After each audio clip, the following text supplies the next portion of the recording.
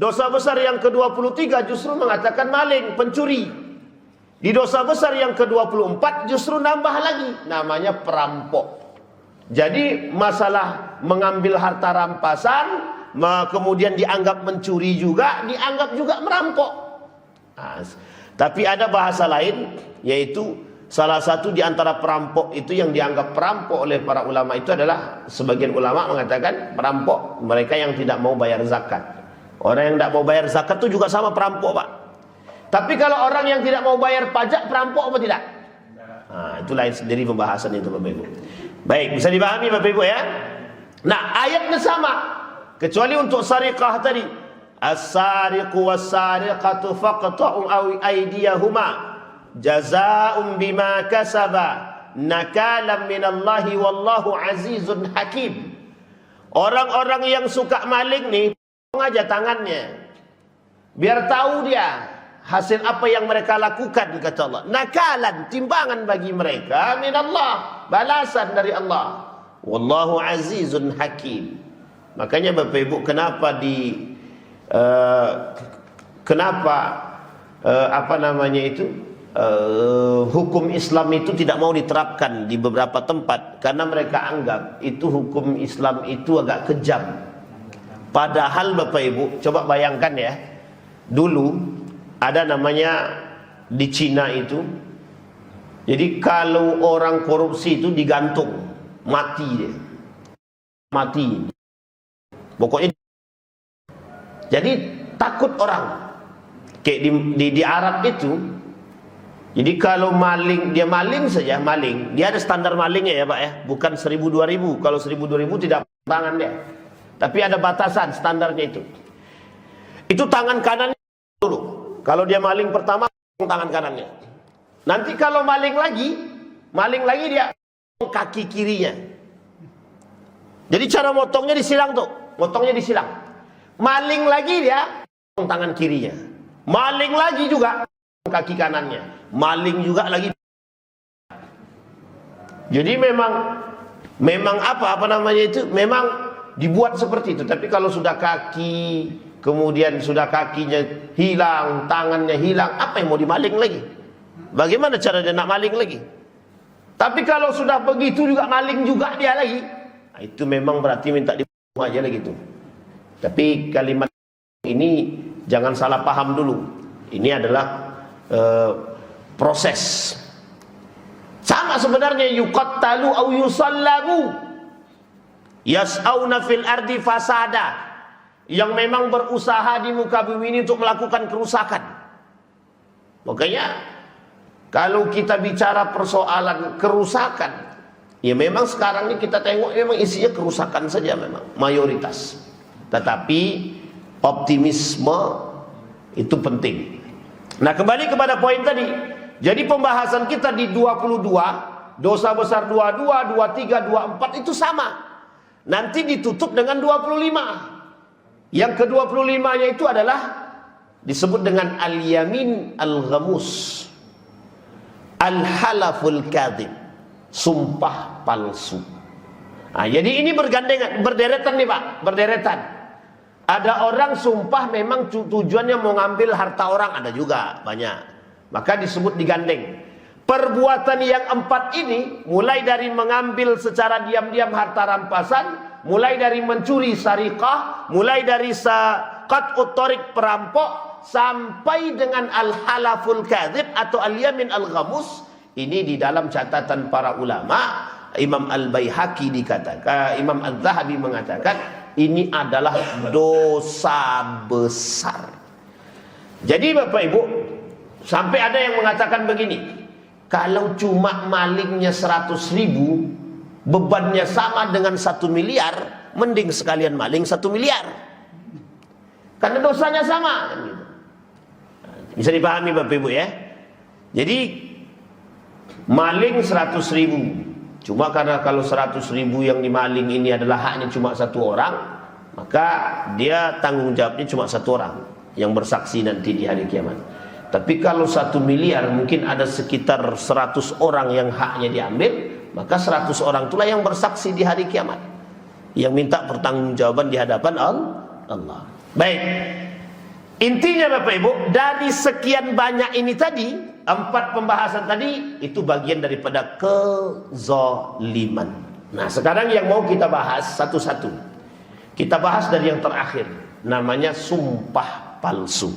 Apa namanya Bapak Ibu? Sumpah palsu. Sekarang saya tanya, ada enggak orang yang sengaja bersumpah palsu? Ada enggak? Sengaja sumpah palsu ada enggak? Mesti ada. Karena tujuannya adalah murni, tujuannya untuk mencari sesuatu. Baik, kita lihat. An Abdullah bin Amr radhiyallahu anhu maqal, jaa a'rabiyyun ila Nabi sallallahu alaihi wasallam faqala ya Rasulullah. Kata Rasulullah, kata para sahabat, ya Rasulullah, mal kabair? Apa itu dosa-dosa besar? Qala al-isyraku billah, syirik kepada Allah.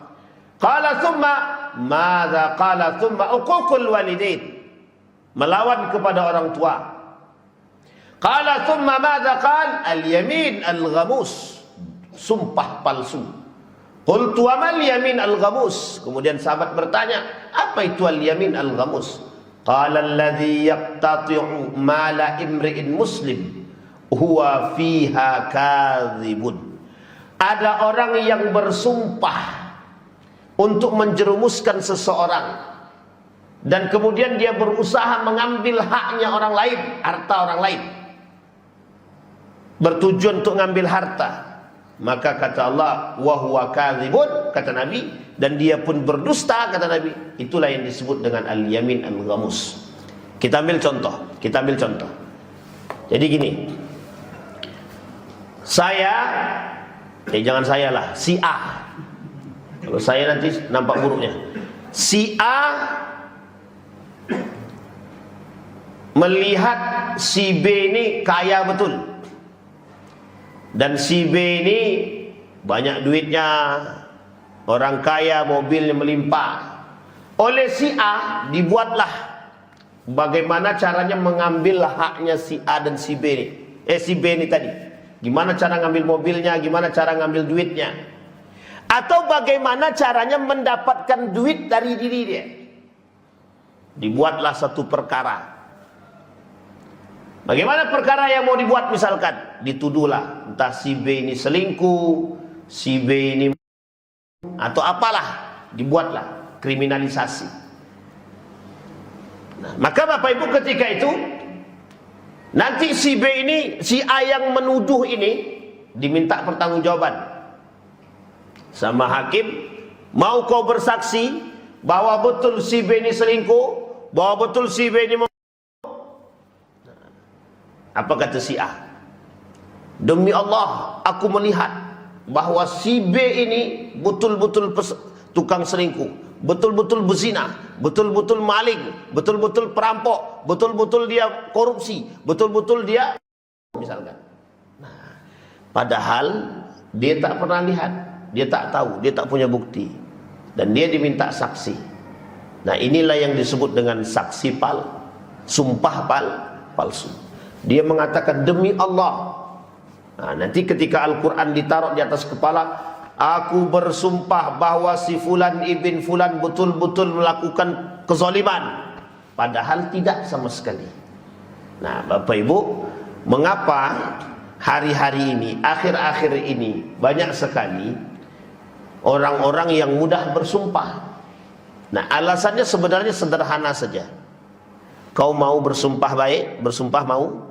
Kalau kau nanti mau bersumpah bahwa aku ini tidak salah, nanti anak istrimu aku tanggung. Nah, jadi ditawarkanlah mungkin misalkan 4 miliar misalkan. 4 miliar tawarannya, asal mau dia bersumpah palsu, kita kasih 4 miliar. Nah, ini kira-kira zalim apa tak zalim? Jadi Bapak Ibu, ini pernah kejadian. Satu ketika ada seorang anak. Anak ini menggugat ibu kandungnya. Tahu ibu kandungnya ya? Jadi yang digugat ini ibu kandung, karena ibu kandungnya ini tertuduh menahan harta warisan. Jadi tertuduh menahan harta warisan. Maka digugatlah ibunya nih. Anak yang menggugat ibu, anak kandung, dibawalah ke pengadilan agama. Tahu Bapak Ibu laporan anaknya apa? Apa kata anak ini dalam laporannya? Ibu ini maling, ngambil duit anaknya. Padahal ditahan. Nah ini Bapak Ibu mohon maaf ya, sikut saya singgung.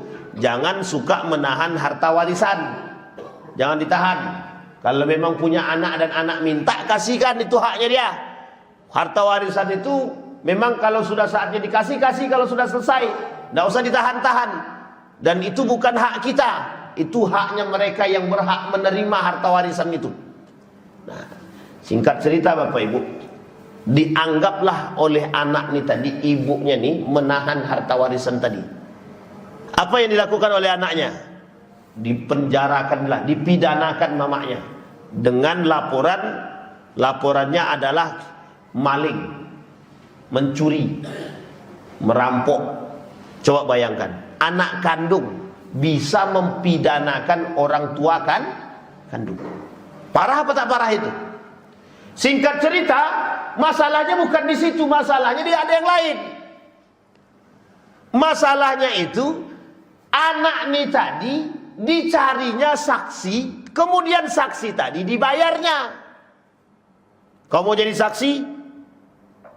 Kau mau dapat duit? Berapa? Nah, terjadilah tawar-menawar. Akhirnya diberilah Pak. Mau, boleh, siap. Disaksikanlah, dihadirkanlah 3 orang saksi. Datang 3 orang saksi dan 3 saksi ini dibayar. Akhirnya Bapak Ibu menanglah anak nih tadi. Harusnya persoalan waris itu bukan pidana, tapi perdata. Cuma karena masuk dalam laporannya itu adalah deliknya itu pencurian, maka dijadikan pidana. Durhaka enggak anaknya mempenjarakan ibu kandung itu kira-kira?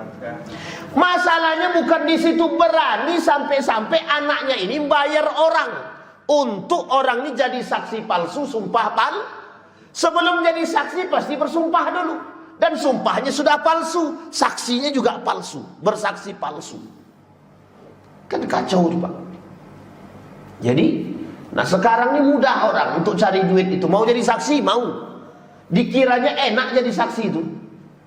500.000 yang Anda terima sekarang sebagai saksi atau sumpah palsu, Anda harus mengalami dosa yang begitu besar karena Anda telah menzalimi orang lain. Demi Allah, aku melihat dia berzina, padahal belum tentu dia berzina, tapi sudah berani bersumpah. Nah ini Bapak Ibu yang tidak bisa, yang menjadi persoalan. Maka kata Nabi, sumpah palsu namanya al-yamin al-ghamus atau al-halaful kadzib, bagian daripada kabair, dosa-dosa besar. Nah, poin penting dulu bagi kita kunci dulu. Kuncinya adalah jangan mudah-mudah bersumpah. Kalau mudah bersumpah, mesti mudah mudah mengingkari sumpah. Nah, baik, makanya Bapak Ibu, kita nih, saya jujur saja Bapak Ibu, termasuk orang yang agak khawatir dengan kondisi-kondisi ini. Kenapa kok orang mudah kali bersumpah dengan lisan mereka itu, tapi mereka tidak mau berhati-hati dengan sumpahnya. Apakah kau mau menjadi pegawai yang baik? Berani bersumpah, kan disumpah itu Pak. Siap. A'udzubillahi minasyaitonirrajim. Bismillahirrahmanirrahim. Aku bersumpah akan melakukan sebaik mungkin tugasku. Rupanya maling juga Pak. Jadi kadang-kadang kita ini sulit. Apakah orang-orang ini bersumpah lillahi ta'ala atau lid dunia?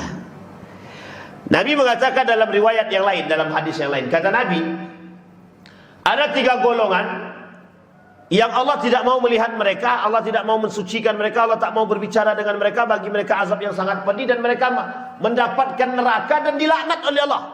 Satu di antaranya seorang pemuda bersumpah, rajulun, seorang pemuda bersumpah di waktu asar dalam tijarahnya, dalam perdagangannya, agar orang-orang mau datang membeli barang dagangannya. Pada aspek itu saja Allah melarang sumpah, apalagi dalam aspek yang lain. Maka Bapak Ibu, pernahkah terjadi sumpah pada masa Nabi? Pernah. Tapi karena orang yang mendengarkan sumpah ini beriman dan yang bersumpah ini juga beriman, Bapak Ibu, maka kuncinya sumpah itu ditujukan untuk meyakinkan orang demi Allah. Tapi bukan untuk dipermainkan dan bukan untuk sering-sering sumpah. Dikit-dikit sumpah, dikit-dikit sumpah, dikit-dikit sumpah. Mesti banyak ingkarnya, Pak. Mesti banyak ingkarnya. Sekarang kita lihat hadis baginda Nabi Muhammad sallallahu alaihi wasallam. Kata baginda Nabi Muhammad sallallahu alaihi wasallam, "Man halafa ala mali imri'in." Barang siapa yang bersumpah atas harta seseorang. Ini pernah terjadi pada masa Umar bin Al-Khattab. Ada dua orang mengaku bahwa anak itu anak dia. Bukan anak, kambing itu kambing dia. Kambing dia dua. Jadi ada dua orang mengaku ada satu ekor kambing, dan kemudian karena dua-duanya tidak punya, soalnya yang satunya lagi tidak punya akte kelahiran kambing tadi. Yang satunya lagi juga tidak punya. Akhirnya kan bingung, ini kambing siapa? Nah, jadi banyak yang ngaku kambing ketika itu. Dihadapkanlah kepada Umar bin Khattab. Nah, dilakukanlah satu ketika itu namanya sumpah. Nah, bersumpahlah atas nama Allah. Karena pakainya sumpah dan ketakutan, orang-orang tidak berani Pak sumpah. Dulu orang tidak berani sumpah. Sumpah itu menakutkan Pak, demi Allah. Makanya Bapak Ibu kalau di Arab ya, kalau di Saudi Arabia nih, khusus bagi penjual-penjual pedagang-pedagang itu Pak, kalau Bapak meragukan mereka, Allah ini bohong aja kamu ini.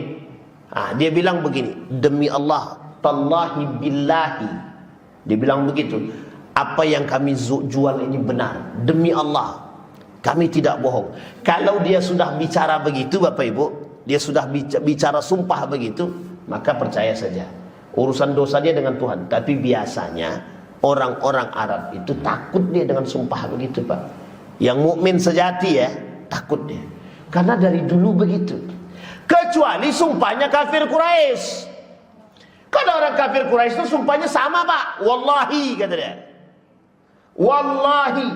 Bayangkan saking mereka orang kafir Quraisy ini juga percaya dengan Allah. Cuma nggak percayanya dengan Rasulullah saja. Mereka juga bersumpah.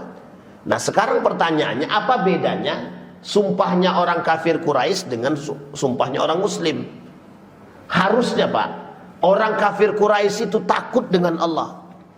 Kalau mereka bersumpah mengatakan, Pak mohon maaf ya, dalam tradisi mereka, kalau sudah mengatakan kafir Quraisy loh, orang kafir Quraisy nih, kalau mereka sudah mengatakan demi Allah, demi Latta wal Uzza kata mereka, itu mereka sudah bersumpah atas nama Tuhannya. Itu berarti sudah serius tuh Pak. Nah kita udah bersumpah atas nama Tuhan, masih juga kita bisa bohong, masih juga kita bisa dusta, masih juga demi Allah aku tidak korupsi, demi Allah aku tidak ngambil hak orang, padahal bukti jelas.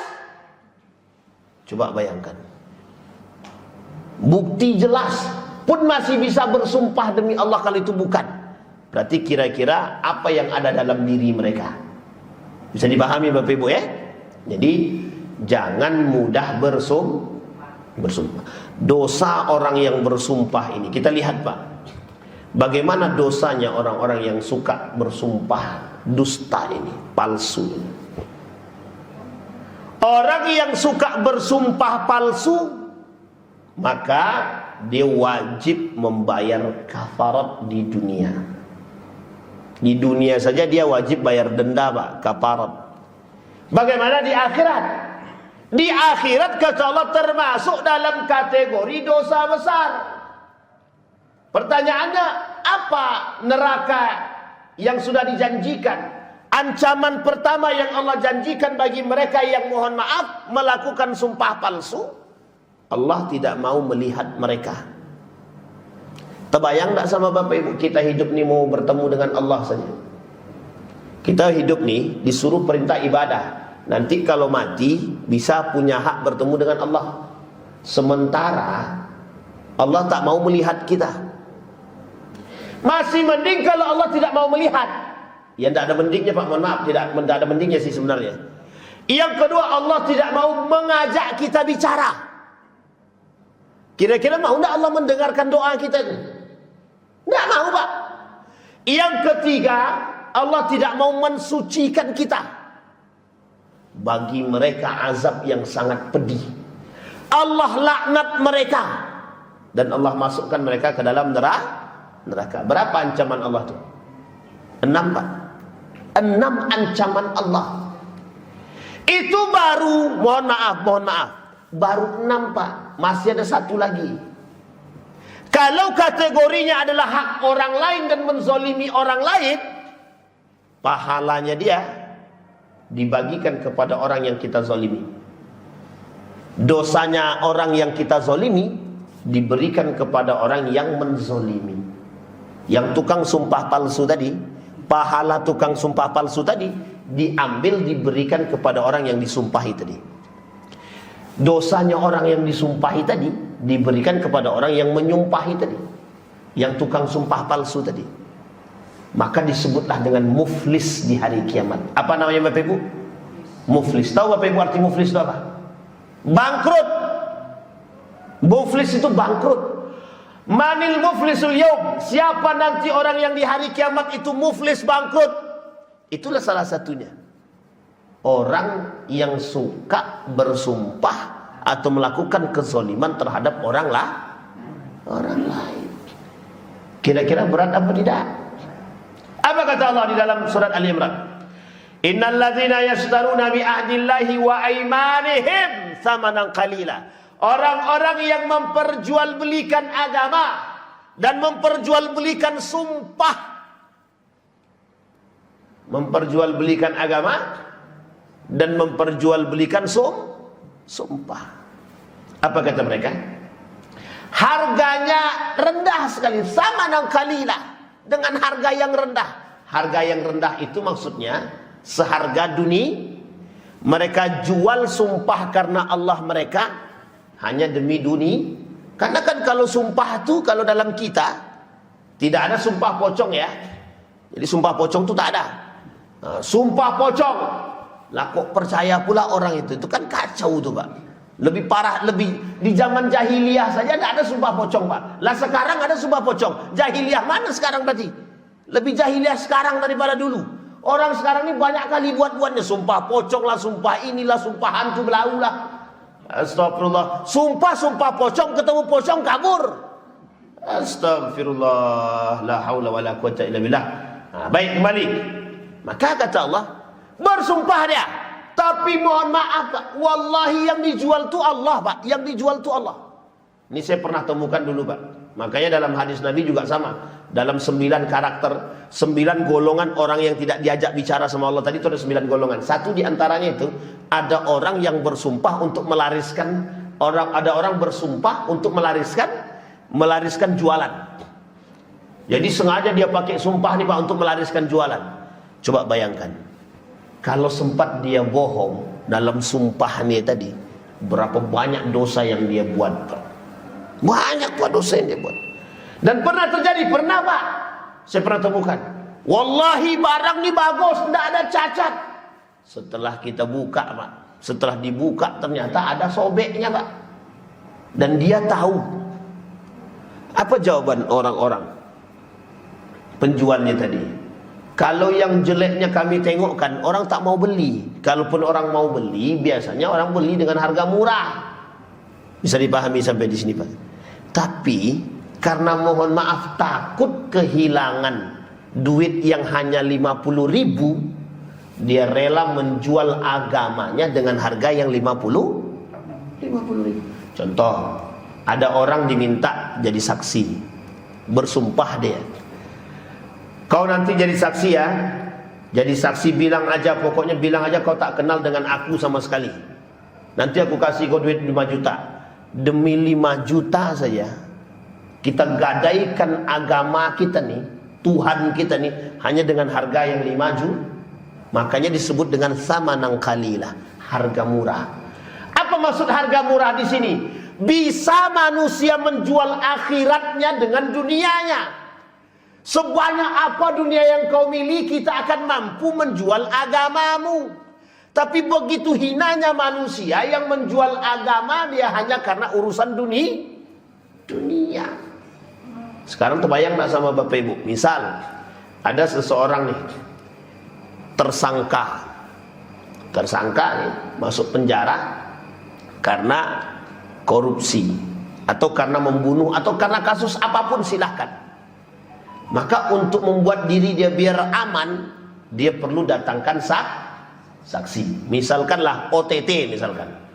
Nah, maka dia harus membuktikan bahwa diri dia tidak koruptor. Nah, maka apa yang akan dia lakukan? Dia akan datangkan bukti. Apa yang akan dia lakukan? Dia akan datangkan saksi. Sama juga dengan persoalan tanah. Sekarang juga banyak nih Pak, lagi rame-ramenya persoalan tanah. Tanah itu satu tanah ada pemiliknya, satu tanah ada memiliki 10 sertifikat. Nah, kasus JK Yusuf Kala, tahu? Kasus JK juga sama tuh Bapak Ibu. Itu Masya Allah. Pokoknya, nah sekarang Bapak Ibu ada 3 orang bersengketa. Tiga-tiganya punya sertifikat atas tanah yang sama. Kira-kira yang salah siapa? Yang salah siapa? Yang bikin surat tanah. Siapa yang bikin Pak? Siapa yang bikin? Bilang aja Bapak Ibu, siapa yang bikin? Coba bayangkan, satu tanah punya 3 sertifikat. Bisa orang yang ini perkataan Mahfud MD langsung. Kata Mahfud MD begini, kalian yang punya tanah, dalam podcastnya ya, kalian yang punya tanah cepat-cepat disuratkan langsung, disertifikatkan langsung.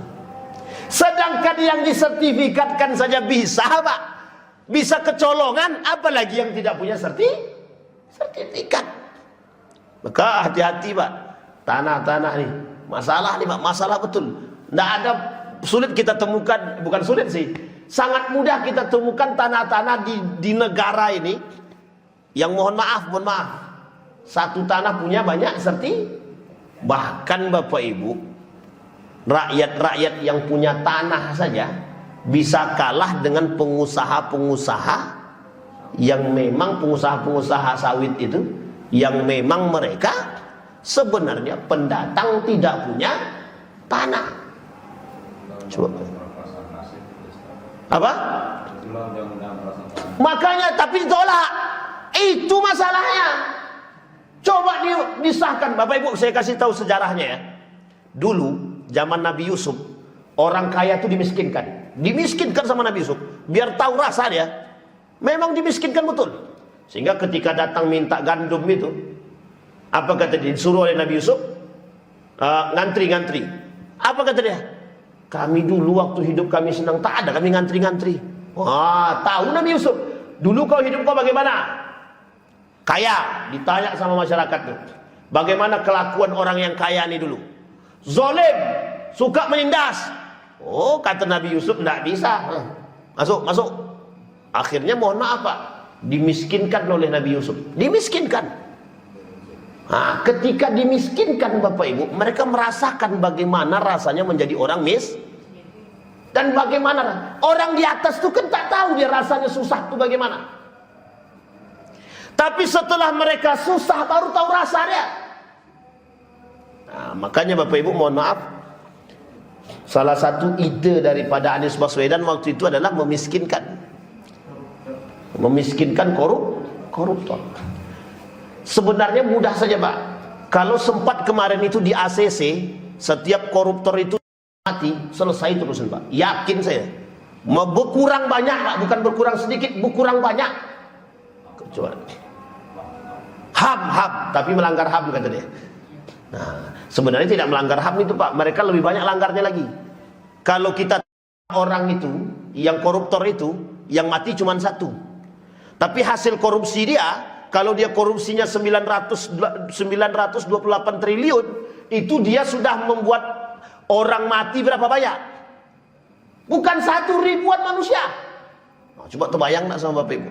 Jadi jangan salah, jangan dikira orang-orang yang suka mengambil hak orang lain itu dosanya kecil. Besar Pak, besar. Makanya dimasukkan dalam dosa besar. Nah, ditutup dengan satu kalimat, itu perbuatan yang zalim. Apa kata Allah? Biakli amwil yatama. Biakli amwalin nasi wa akhdhuha wa zulmun nasi bid-darbi wasyatm wat ta'addi wal istitalah 'ala du'afa. Perbuatan mereka itu termasuk perbuatan zalim, dan itu mengambil hak hartanya manusia dengan cara yang zalim. Mencuri, ngambil hak orang dengan cara yang zalim. Merampok, ngambil hak orang dengan cara yang zalim. Bersumpah atas harta orang lain, itu juga mengambil hak orang dengan cara yang zalim. Mengambil harta rampasan secara diam-diam juga termasuk mengambil hak orang dengan cara yang zalim. Maka disebutkan oleh Allah di dalam Al-Quran, wala tahsabannallaha ghafilan amma ya'maluz zalimun. Jangan kalian kira, kata Allah. Nah, ini kalimat terakhir, ini kalimat kunci sebenarnya Pak. Para koruptor, para maling, para perampok, dengarkan baik-baik.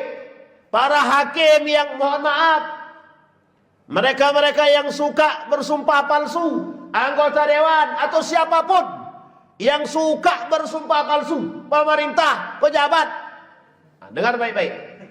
Jangan kalian kira Allah itu diam. Jangan kalian kira Allah itu diam. Ini katanya, perkataan Allah begitu.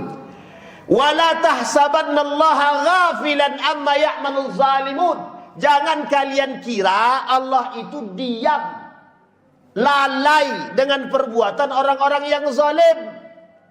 Innama, sesungguhnya, yuakhiruhum liyaumin taskhasu fihi al-absar muhti'ina muqni'i ru'usihim la yartaddu ilaihim tarfuhum. Nanti ada masanya, kata Allah, kalian akan berhadapan langsung. Kapan hari itu? Hari pembalasan. Kapan hari pembalasan itu? Hari kiamat. Jadi Allah tidak pernah diam. Allah tidak pernah diam. Tidak pernah diam atas apa kezaliman yang dibuat oleh manusia. Nah, jadi Bapak Ibu anak, itulah yang kadang-kadang kita tidak habis pikir Pak. Sholat di masjid, bahkan duit korupsi untuk masjid, bahkan duit maling untuk masjid, bahkan jual minuman keras duitnya untuk bangun panti asuhan. Dia korupsi Pak, korupsi. Sekolah yang dibangun sekolah tahfiz. Kadang-kadang bingung kita Pak, bingung betul. Dia kira duit haram itu bisa untuk membangun yang baik. Nah, coba bayangkan. Jadi Bapak Ibu, nah, innamas sabilu 'alal ladzina yadhlimuna an-nas wa saya'lamul ladzina zalamu ayyamun qalbi yanqalibun. Jadi Bapak Ibu, neraka yang dijanjikan bagi mereka yang sudah melampaui batas kezalimannya, mereka dimasukkan ke dalam neraka jahanam.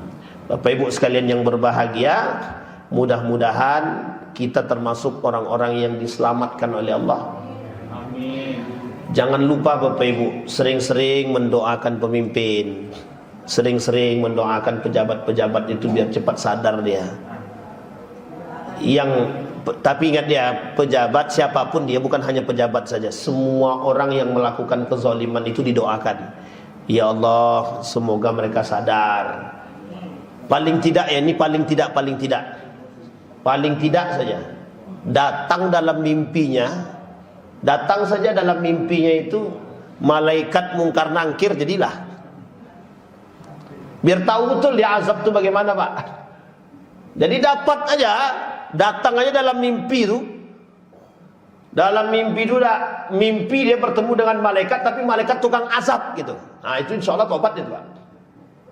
Pernah kejadian kan kepada seorang yang pembunuh 99 nyawa Pak. Akhirnya mimpi buruk dia. Dalam mimpi buruknya itu orang-orang tuh nuntut sama dia. Nuntut sekian banyak manusia yang itu dinuntut sama dia.